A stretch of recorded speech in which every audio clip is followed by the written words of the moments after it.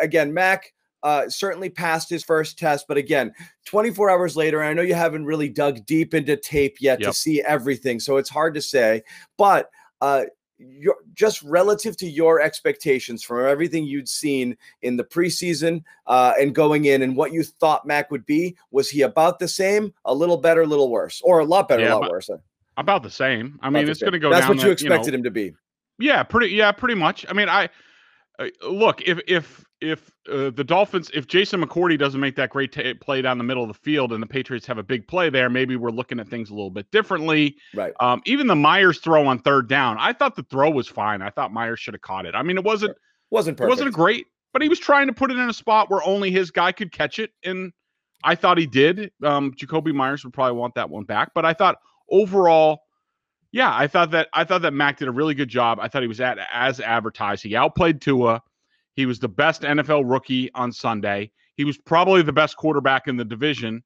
Bills Mafia and Josh Allen. 2019, Josh Allen reared his head. Yeah, exactly. And I so that's really good. And I thought there were a couple moments being in the press box, John, where I was like, I literally said out loud, I was like, holy shit.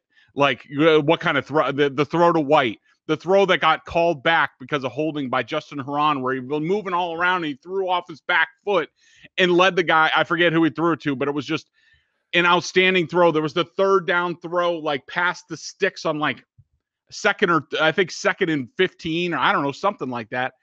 That throw was just outstanding, and it had a bunch of heat going on a really tough throw for a quarterback. So, like, I think any answers or any questions anybody had, I think he really answered it. And now it's, how do they keep getting better and stop being so damn conservative? And you'll see it too, again, when you're looking at things, but it looked like just at first glance, even a lot of the incompletions were balls where he had to throw it somewhere through to relatively covered receivers in places where really only they could where they could catch it. And it just, that if they get it, great. If not, you live with that incompletion, but he wasn't floating balls up there. He didn't have passes that should have been picked off. He might have missed a throw or two that wasn't exactly on the money, but overall, it looked like everything they asked him to do, he did. My final question is, do you think they could have done a lot more in this game with him and he would have been able to handle it? They could have split 4 out wide and let him operate in a bit of a hurry up, or just, put him in the shotgun and go.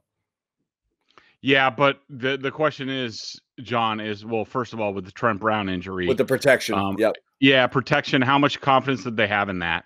Right. And that's related to.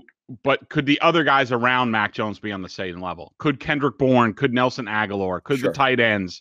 Like, we know Jacoby Myers would be fine and be able to do that stuff. But those are the type of things that you have to balance. But they're going to have to balance it better. Like, they got to stop playing 1-score games. You invite in these plays, these penalties, these turnovers. Like, that's what you invite in when you play not to win.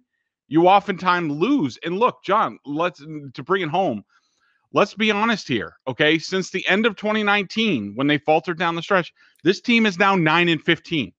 Since then, since beating Dallas at the end of near the end of 2019.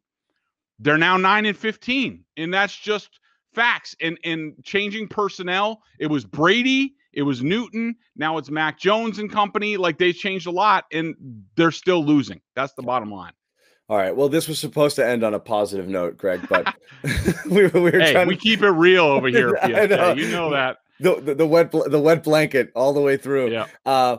Again, I still think if you're a Patriots fan, after you get over, and there's going to be that freak out, you at least have to look at it and say, and again, you said it in your piece, look, they found a guy and he has the it factor. You don't know until 10 years from now how good that it is going to be, but you can at least take solace in the fact that the Patriots have an actual NFL quarterback, which is something you couldn't say at this point last year.